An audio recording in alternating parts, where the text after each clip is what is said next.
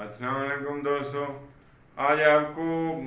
बताते हैं कि कैसे अगर हमारा सूट जो है ये अगर हम जो है समन की फ़ीस या नोटिस की फ़ीस हम दाखिल नहीं करते और सूट डिसमिस हो जाता है, उस वजह से पंजाब में इसको ये ऐसे भी कहते हैं कि तलबाना की फ़ीस, यहाँ सिंध में उसको कहते हैं कि सर्विस की जो है फ़ीस अगर हम दाखिल नहीं करते और वो आर्डर 9 रूल 2 सीपीसी के तहत वो डिसमिस कर दिया जाता है कि जी इन्होंने उसके सर्विस चार्जेस जमा नहीं कराए, तलबाना फ़ीस जमा नहीं कराई, तो इस वजह से सूट डिसमिस कर दिया जाता है। या नॉन प्रोसिक्यूशन में यानी ऑन द डे फिक्स्ड जो है no party appear in the court, तो फिर ऐसी सूरत में हमें क्या रेमेडी अवेलेबल है। और no party appear in the court on the day fixed, तो वो होता है आर्डर 9 रूल 3 के तहत सीपीसी के तहत डिसमिस होता है। तो फिर उसमें क्या रेमेडी है, और उसमें रेमेडी में हमें ये भी पता होना चाहिए कि उसकी लिमिटेशन क्या है। आर्डर वो उसको हम क्या कैसे एप्लीकेशन देंगे हम सूट को रिस्टोर कराने के लिए, या कोई हमारे पास अदर रेमेडी भी अवेलेबल है। आर्डर जो है अगर हमारा वहाँ से अब दरख्वास्त एप्लीकेशन वो डिसमिस हो जाती है तो उसकी लिमिटेशन क्या है, वो अपीलेबल है, रिवीजन फाइल होगी। ये सारी इन बातों को आज हम डिस्कस करेंगे। तो सवाल ये है कि जो आज का जो हमारा मैटर है वो इस पे डिस्कस किया जा रहा है कि अगर सूट हमारा डिसमिस हो जाता है अंडर आर्डर 9 रूल 2 सीपीसी, जिसके तहत ये है कि अगर सर्विस चार्जेस या पोस्टल चार्जेस या हमने कोई रजिस्ट्री कुछ समन के लिए कुछ नहीं जमा कराया और on the day fix court जो है उस सूट को डिसमिस कर देती है, और या ऑन द डे फिक्स जो है पार्टीज अगर कोई भी अपेयर नहीं होती तो डेफिनेटली इसमें प्लेंटिफ का नुकसान होता है, सूट नॉन प्रोसिक्यूशन में डिसमिस हो जाता है। तो हमारे पास रेमेडी अवेलेबल है अंडर आर्डर 9 रूल 4, जिसमें ये कहा गया है कि प्लेंटिफ में ब्रिंग फ्रेश सूट और कोर्ट में रिस्टोर सूट टू फाइल। अब देखें दोनों बातें हमारे लिए अवेलेबल हैं, या तो ये है कि हम नया सूट फाइल कर लें, वो कानूनन बार नहीं है जैसा कि ये इसकी वर्डिंग में कहा गया है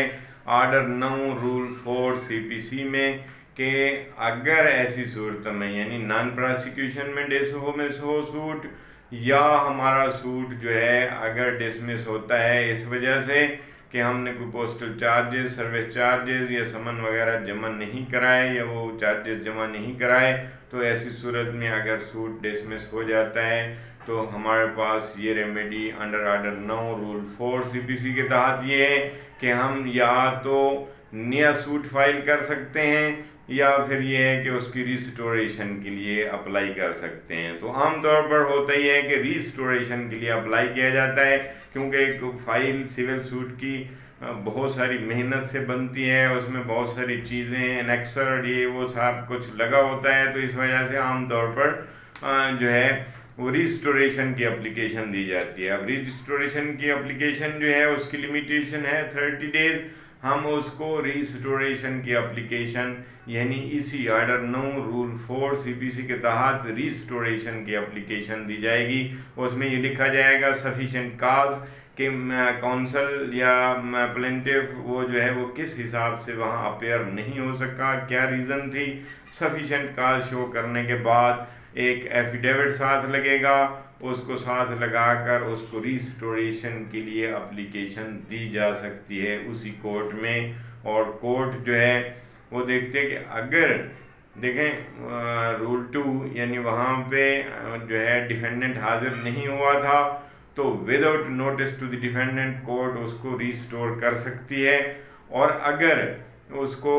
डिफेंडेंट को नोटिस हो चुका होता है और अंडर आर्डर 9 रूल 3 सीपीसी के साथ सूट हमारा डिसमिस होता है यानी नॉन प्रोसिक्यूशन में और डिफेंडेंट भी हाजिर हो चुका था, तो फिर कोर्ट डिफेंडेंट को नोटिस पहले करेगी, डिफेंडेंट को नोटिस करने के बाद जो नोटिस के उसके प्रोसीजर हैं, नोटिस के बाद फिर वो रिस्टोर का ऑर्डर करना चाहे तो कर सकती है। लेकिन ये भी कोर्ट को ये उसका अपना अख्तियार है, चाहे इस पे हमारी वो एप्लीकेशन रिस्टोरेशन की वो खारिज कर दे, डिसमिस कर दे, या जो है हमारी एक्सेप्ट एप्लीकेशन को एक्सेप्ट करके वो हमारा सूट रिस्टोर कर सकती है। तो अगर हमारी एप्लीकेशन रिस्टोरेशन की जो हमने फाइल की है अंडर ऑर्डर 9 रूल 4 CPC के तहत, तो फिर हमें क्या रेमेडी हासिल है। यानी अगर हम देखते हैं उसको कि ऑर्डर 43 रूल 1 में जो अपीलेबल ऑर्डर हैं, तो ये ऑर्डर जो है अपीलेबल नहीं है। या तो अगर हमारी वो दरख्वास्त रिस्टोरेशन वाली खारिज हो जाती है तो हमारे पास 2 रेमेडीज अवेलेबल हैं। या तो ये है कि हम उस जो दरख्वास्त हमारी डिसमिस हुई है रिस्टोरेशन की, उसके खिलाफ हम रवियन में नेक्स्ट कोर्ट में हम जा सकते हैं, जो उससे हायर फोरम होगा, हम रवियन फाइल कर सकते हैं अंडर सेक्शन 115 CPC के तहत, यानी रवियन फाइल हो सकती है। या फिर यह है कि हम अगर जैसे आमतौर पे होता भी है कि आप हो सकता है वो लिमिटेशन में ना आए, जैसे कि इसकी लिमिटेशन अंडर आर्टिकल 163